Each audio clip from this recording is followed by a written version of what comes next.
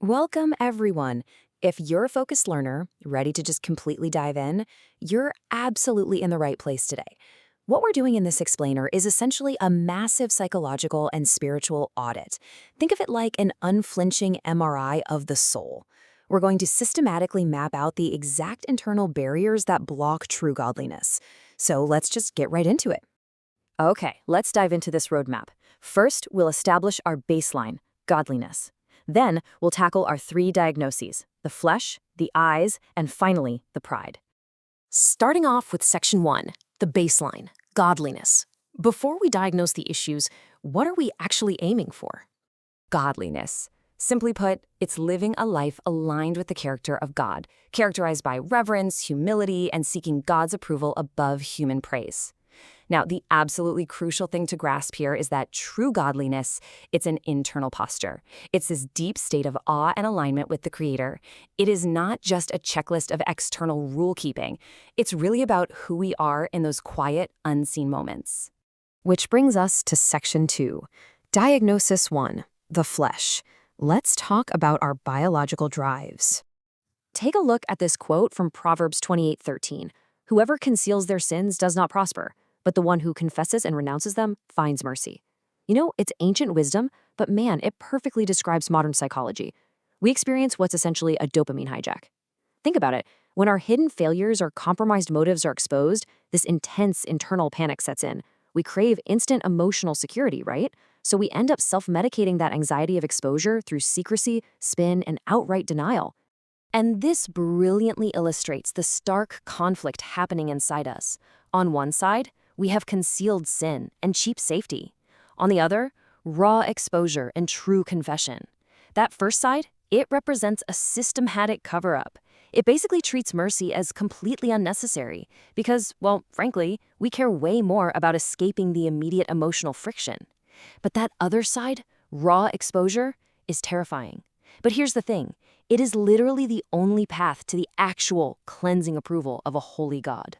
So, I want to ask you a direct, unflinching question. When my hidden sin is uncovered, do I feed my craving for immediate emotional safety or confess and find genuine mercy? Really think about how you react when your compromised motives are suddenly dragged into the light.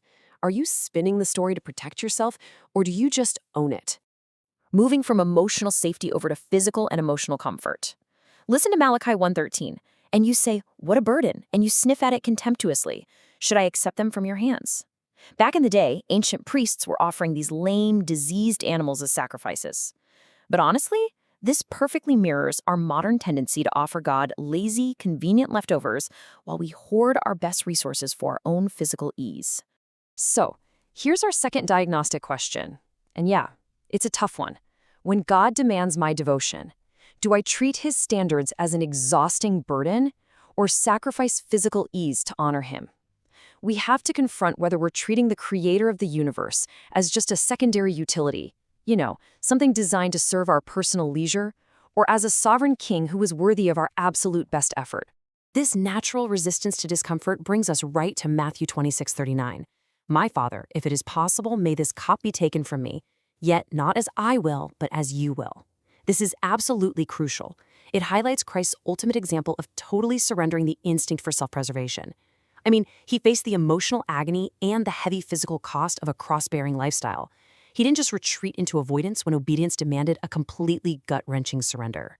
Which leads us to the final question of the flesh section. When alignment with God's character demands a bitter cup, do I retreat to self-preservation or submit entirely to his will?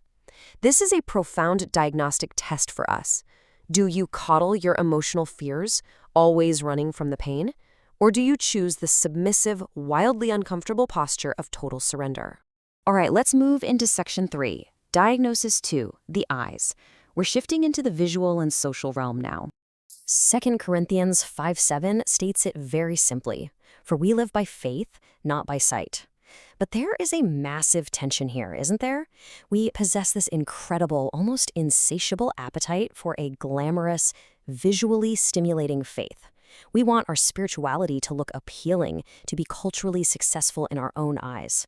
But the plain, unappealing reality of following a suffering Savior, it often completely lacks that external majesty our eyes are constantly scanning for.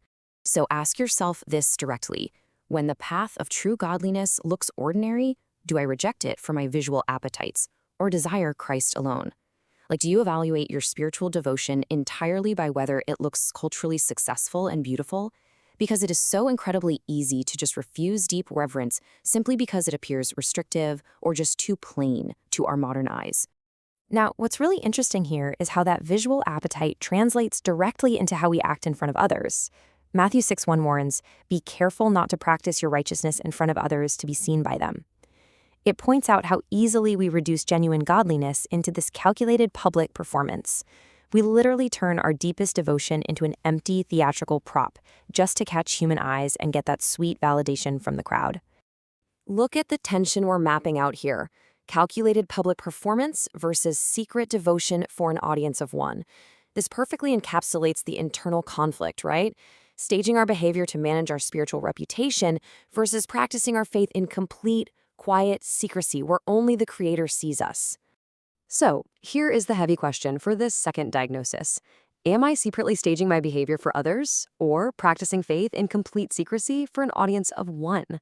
Are you willingly trading an eternal heavenly reward for the cheap passing glance of public praise? It's a sobering reality check on our hidden motives, for sure. Moving into our final layer, Section 4, Diagnosis 3, the pride. We're looking at ego and elitism here. Let's move through this and see how this dangerous downward spiral actually builds. Step 1 is dignity, where we obsess over protecting our polished image. That inevitably devolves into Step 2, arrogance, which relies entirely on self. And finally, it hits rock bottom at Step 3, superiority, where we engage in competitive elitism and actually start weaponizing our beliefs against other people. Let's zoom in on Step 1, dignity. 2 Samuel 6:20 recounts the story of Michal criticizing King David, how the king of Israel has distinguished himself today, going around half-naked in full view of the slave girls. Okay, context here. David was dancing in radical, undignified worship. Michal was completely horrified.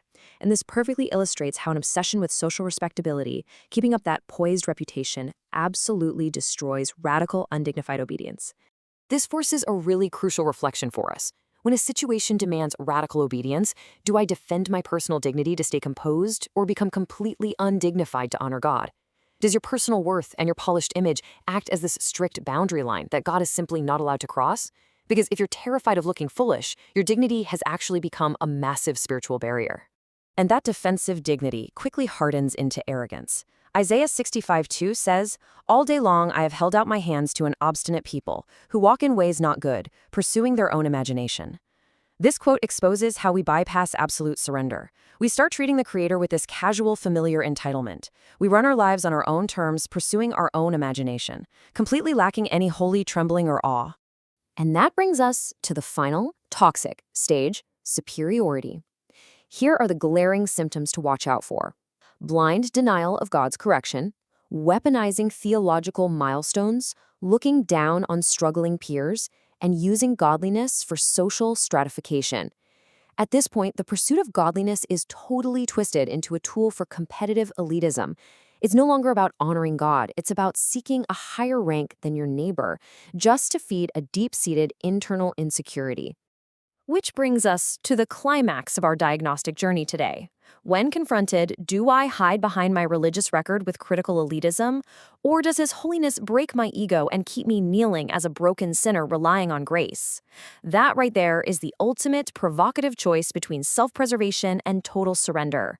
I highly encourage you to reflect, sit with these difficult questions, and really examine that MRI of your soul. Thanks for joining me for this deep dive, and keep pursuing true understanding.